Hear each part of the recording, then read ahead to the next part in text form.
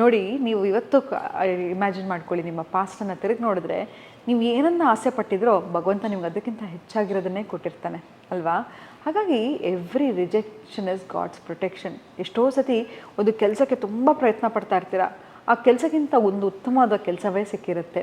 ಯಾರನ್ನೋ ಮದುವೆ ಆಗಬೇಕು ಅಂತ ಇರ್ತೀರ, ನಿಮಗೆ ರಿಜೆಕ್ಟ್ ಮಾಡಿದ್ದಕ್ಕಿಂತ ಅದ್ಭುತವಾಗಿ ನೋಡೋಕ್ಕೆ ಚೆನ್ನಾಗಿಲ್ಲದೆ ಇರ್ಬೋದು, ಆದರೆ ಅದ್ಭುತವಾಗಿರ್ತಕ್ಕಂಥ ಗುಣ ಇರ್ತಕ್ಕಂಥ ಒಂದು ಹುಡುಗಿನೇ ಸಿಕ್ಕಿರ್ತಾಳೆ. ಇದೆಲ್ಲವೂ ಇರಬೇಕಾದ್ರೆ ಯಾಕ್ರಿ ಕೂತ್ಕೊಂಡು ಕೊರಗ್ತೀರಾ? ನಿಮ್ಮ ಮೇಲೆ ನಿಮ್ಗೆ ಯಾಕೆ ಇಷ್ಟೊಂದು ನಿರಾಸೆ, ಅಸಡ್ಡೆ? ಖಂಡಿತವಾಗ್ಲೂ ನಿಮ್ಮ ತಪ್ಪಲ್ಲ.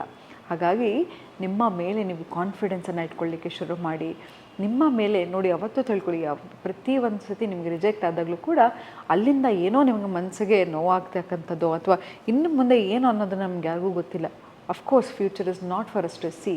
ಆದರೆ ಎಲ್ಲವೂ ನಿಮ್ಮ ಜೀವನದಲ್ಲಿ ಆಗೋದು ಎಲ್ಲವೂ ಒಳ್ಳೆಯದಕ್ಕೆ, ಮುಂದೆ ಆಗೋದು ಕೂಡ ಒಳ್ಳೆಯದಕ್ಕೆ ಅಲ್ವಾ? ನಾವು ಇದರಲ್ಲಿ ರೂಢಿಸ್ಕೊಳ್ಳೋಕ್ಕೆ ಏನೋ, ನಾವು ಕಳ್ಕೊಳ್ಳೋಕ್ಕೆ ಏನೂ ತಂದಿಲ್ಲ ಅಲ್ವಾ? ಸೊ ಏನನ್ನು ನಾವು ಯಾವುದೇ ಒಂದು ನಾವು ಕಳ್ಕೊಂಡ್ರೂ ಕೂಡ ಅದಕ್ಕಿಂತ ಉನ್ನತವಾಗಿರೋದೇ ನಮ್ಮ ಜೀವನದಲ್ಲಿ ಸಿಗತ್ತೆ ಅಂತ ಹೇಳ್ತಾ ಇವತ್ತಿನ ಸಂಚಿಕೆ ನಾನು ಮುಕ್ತಾಯಗೊಳಿಸ್ತಿದ್ದೀನಿ. ಧನ್ಯವಾದಗಳು.